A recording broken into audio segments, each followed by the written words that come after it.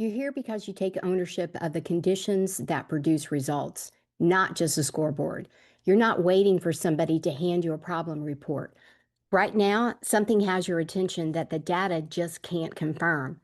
A meeting where you look around the table, everybody's engaged, and somehow you're leaving knowing less than when you walked in.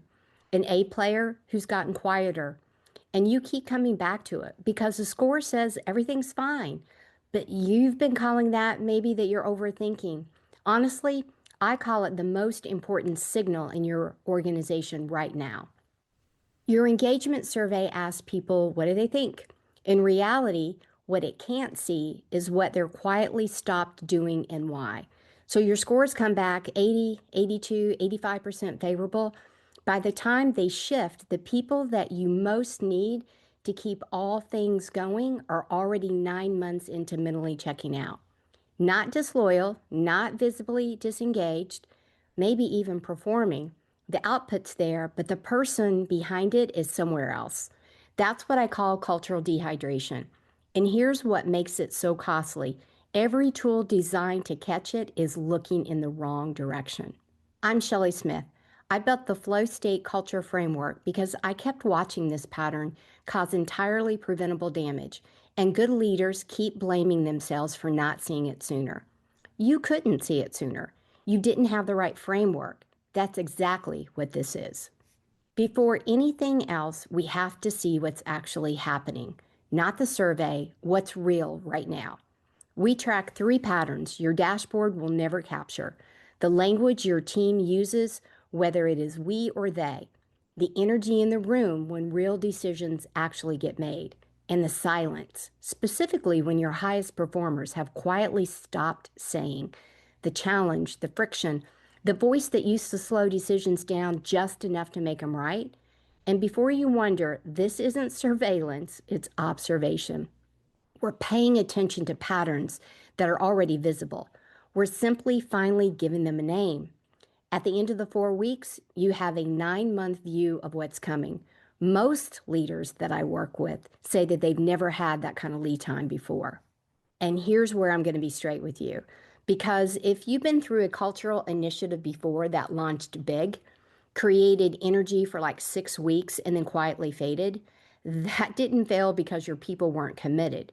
It likely failed because it was too big, too visible, and your organization did what organizations always do. It treated it like a foreign body and it pushed it out. We don't do that.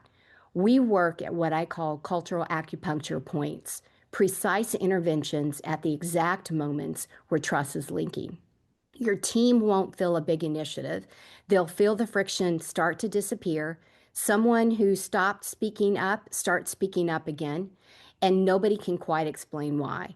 Designed to fit inside how your organization already works, not on top of it. This is a phase that makes everything else permanent, the one that I'm going to be the most direct with you about.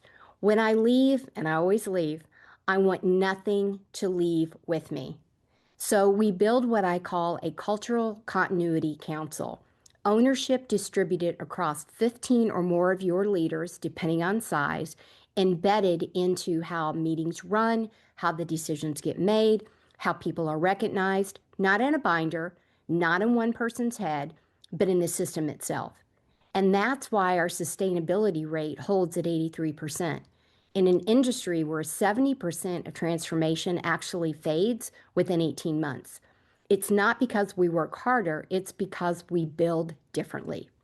One replace VP, recruiting, lost productivity, institutional knowledge out the door, you're looking at roughly $400,000. That's just one person. Now flip that. The signals that predict that departure show up 9 months earlier. At that point, the intervention isn't a program, it's a conversation. So do you want 400,000 or do you want a conversation? That's the math of acting on leading indicators instead of waiting for the lagging ones. I work with 8 to 10 organizations per year, every one personally. That's not a positioning statement, it's just how this works.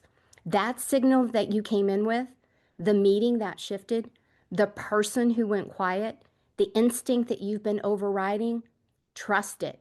And if you want to understand what it's actually telling you before you do anything else, that's exactly what the next step is for. Click Explore the framework below. Go deeper into how each phase works, what the signal looks like, and whether what you're sensing maps to what we detect. No call required, no commitment, just clarity. I would love to show you what I see.